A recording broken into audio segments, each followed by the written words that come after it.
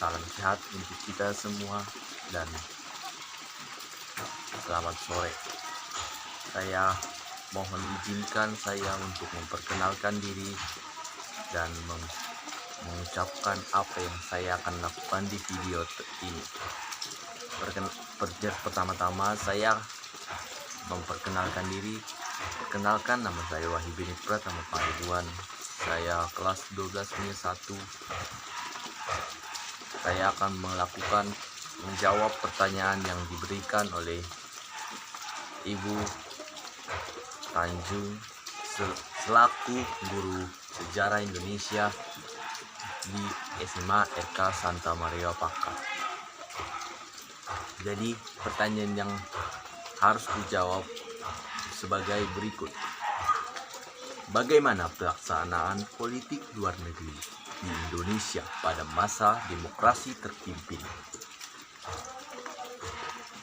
Saya akan langsung menjawabnya. Pelaksanaan politik luar negeri Indonesia pada masa demokrasi terpimpin adalah condong ke blok timur atau komunis, yang terbukti dengan adanya poros Jakarta-Peking. Peking itu di bagian dari Cina, ibu kota Cina. Jadi komunis yang di pelaksanaan politik luar negeri Indonesia dengan Cina, atau yang pada masa demokrasi terpimpin dengan blok timur antara Cina, Taiwan, Hong Kong dan lain-lain dari blok timur, bukan ke blok barat. Yang kedua, jelaskan mengapa terjadinya konfrontasi di Indonesia Malaysia dengan Malaysia. Peran air berawal dari keinginan Federasi Malaysia, atau lebih dikenal sebagai Persekutuan Tanah Melayu. Pada tahun 1961, Federasi Malaysia ingin menggabungkan Brunei Darussalam, Sabah, dan Sarawak ke dalam Federasi Malaysia yang tidak sesuai dengan Persekutuan Manila.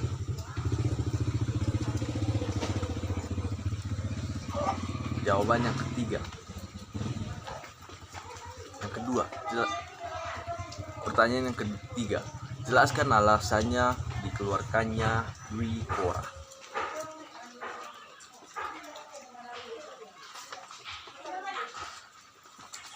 Dwi Korah sendiri bertujuan untuk membangkitkan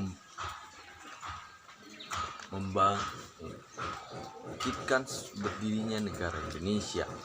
Dwi Korah dikeluarkan oleh Presiden Soekarno pada 3 Mei 1964 di depan apel besar yang sukarelawan. Di depan banyak wartawan atau sukarelawan yang berawal dari keinginan Federasi Malaya yang lebih dikenal dengan Persekutuan Tanah Melayu. Oleh karena itu, keinginan tersebut ditentang oleh Presiden Soekarno yang menganggap pembentukan Federasi Malaysia merupakan kolonialisasi dan imperialisme dalam bentuk baru, serta dukungan terhadap berbagai gangguan keamanan dalam negeri dan pemberontakan di Indonesia. Pertanyaan yang keempat kita akan aturkan. Jelaskan mengapa Indonesia akhirnya keluar dari keanggotaan PBB. Dengan jawabannya, karena Indonesia tidak setuju dengan terpilihnya Malaysia sebagai anggota Dewan Keamanan PBB, yang pada saat itu Indonesia dan Malaysia sebagai negara boneka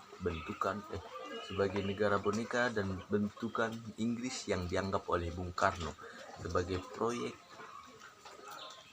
neokolonialisme yang bertujuan untuk mengokohkan keberadaan imperialisme Inggris di Asia Tenggara, dan hal tersebut sangat berbahaya bagi Indonesia. Yang kelima, menjelaskan dampak politik bagi Indonesia setelah keluar dari keanggotaan PBB atau Perserikatan Bangsa-Bangsa. Jadi jawabannya adalah Presiden Soekarno menyatakan keluar dari Perserikatan Bangsa-Bangsa atau PBB karena Malaysia diberi kedudukan sebagai anggota tidak tetap dalam Dewan Keamanan PBB. Sementara saat itu Indonesia di tengah konfrontasi dengan Malaysia, yang pernyataan itu dilontarkan Bung Karno pada tanggal 7 Januari 1965 akibat keluarnya Indonesia dari PBB, mengalami keterkecualian diplomatik oleh negara-negara Asia dan Afrika. Jadi untuk teman-teman dan Ibu Tanjung, sebagai guru sejarah saya, mohon maaf jika ada salah satu kata yang diberikan.